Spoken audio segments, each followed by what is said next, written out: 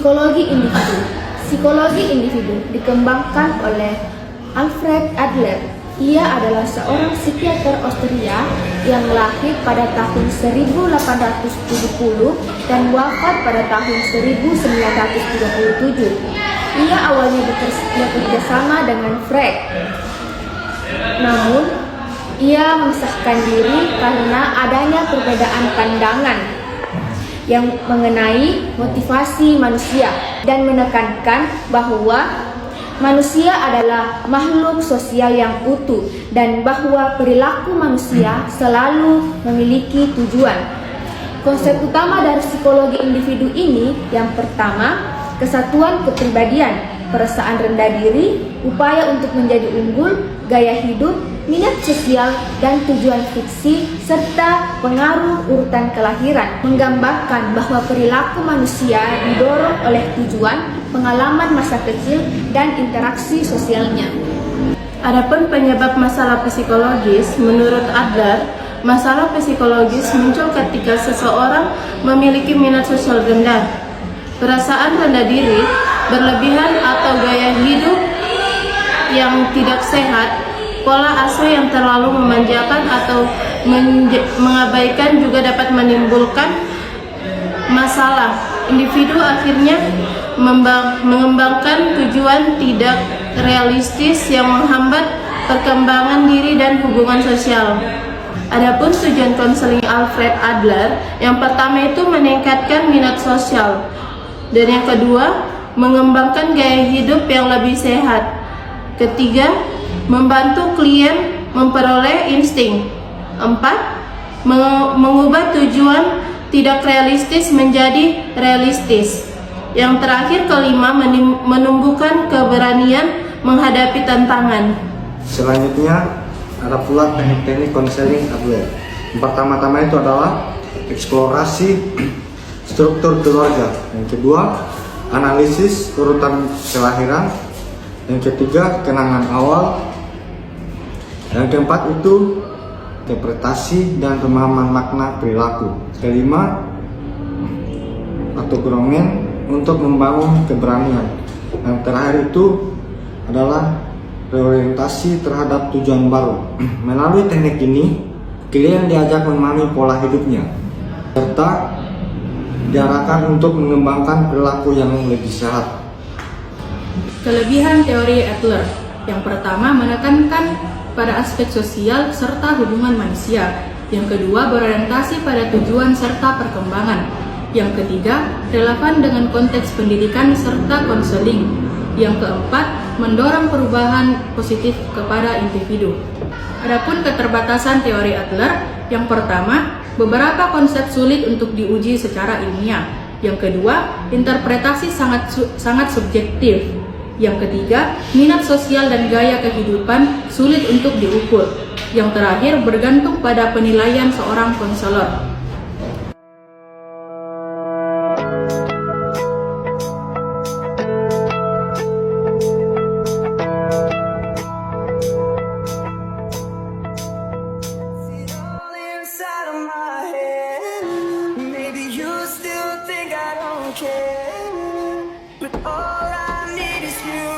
Yeah, you know it's true. Yeah, you know it's true. Forget about where we are and let go. We're so close. If you don't know where to start. Baik, selamat pagi Adek. Terima kasih untuk sudah bersedia datang dan meluangkan waktu untuk bertemu dengan saya hari ini. Sebelum kita memulai sesi konseling pada pertemuan kali ini, saya ingin menyampaikan bahwa apapun yang adik ceritakan di sini tuh kita akan menjaga kerahasiaannya, karena dalam sesi konseling itu ada yang namanya asas kerahasiaan dan asas keterbukaan, dimana adik bisa bercerita dengan nyaman tanpa takut disalahkan ataupun dihakimi, karena tidak ada jawaban yang benar atau salah. Yang terpenting itu adalah kejujuran dan perasaan yang adik rasakan saat ini. Bagaimana perasaannya hari ini? Baik? Baik, Kak. Oke. Kalau boleh tahu, Apakah adik bisa untuk menceritakan tentang keluarga dan dengan siapa adik tinggal di rumah? Saya tinggal bersama orang tua dan 2 saudara saya. Dengan orang tua ya. Bagaimana hubungan adik dengan orang tua dan saudara-saudaranya? Saya cukup dekat dengan ibu, tapi ayah dan saudara saya cukup lebih kebanyakan diam, Kak. Lebih kebanyakan diam. Baik. Dari cerita adik terlihat bahwa peran dan hubungan dalam keluarga cukup mempengaruhi cara adik berinteraksi dengan orang lain ya. Kalau boleh tahu adik anak keberapa? Saya anak tengah. Anak tengah. Menurut Adler itu anak tengah tuh memang sering merasakan pengalaman kayak seperti itu, di mana dia harus menyesuaikan diri dan dia harus berusaha keras agar diperhatikan. Apakah adik sering merasakan hal seperti itu? Ya, Kak, saya sering merasa kurang diperhatikan dibanding saudara-saudara lain saya. Kurang diperhatikan ya. Mungkin perasaan tersebut bisa membentuk cara adik melihat diri sendiri dan lingkungan adik. Saya ingin adik mengingat satu peristiwa saja di masa kecil yang adik masih ingat dengan baik. Meskipun ceritanya cukup sederhana, apakah adik bisa menceritakannya? Ya, Kak. Waktu itu saya ingat pernah dimarahi karena dianggap tidak sepintar dengan saudara-saudara saya. Begitu. Terus apa yang adik rasakan saat itu? Saya merasa sedih dan tidak berguna. Merasa sedih dan tidak berguna. Kenangan ini penting karena seringkali mencerminkan cara adik memandang diri sendiri hingga sekarang. Jika kita hubungkan cerita keluarga adik dan kenangan masa kecil yang adik pernah rasakan, mungkin itu menjadi cara adik melindungi diri dari rasa gagal. Apakah menurut adik itu masuk akal? Ya, saya merasa lebih aman jika tidak mencoba. Baik, dalam pandangan Adler itu perilaku memang memiliki tujuan.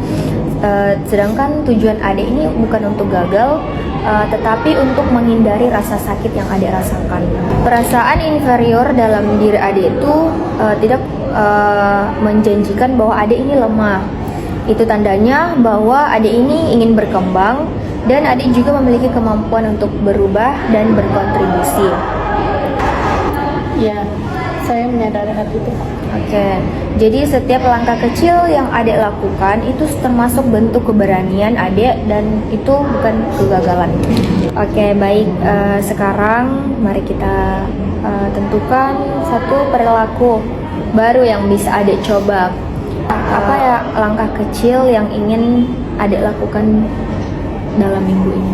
Akan mencoba menyampaikan pendapat dalam kelompok kecil. Oke, baik. Itu termasuk langkah yang sangat baik untuk adik.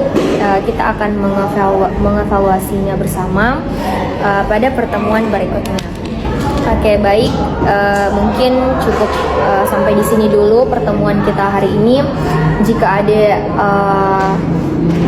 ingin menyampaikan hal-hal, bisa adik konfirmasi lewat chat saja. Oke, baik. Terima kasih atas waktunya. Semoga kedepannya adik bisa menjadi pribadi yang lebih baik lagi. Terima kasih, Kak, atas kesempatannya. Sama-sama.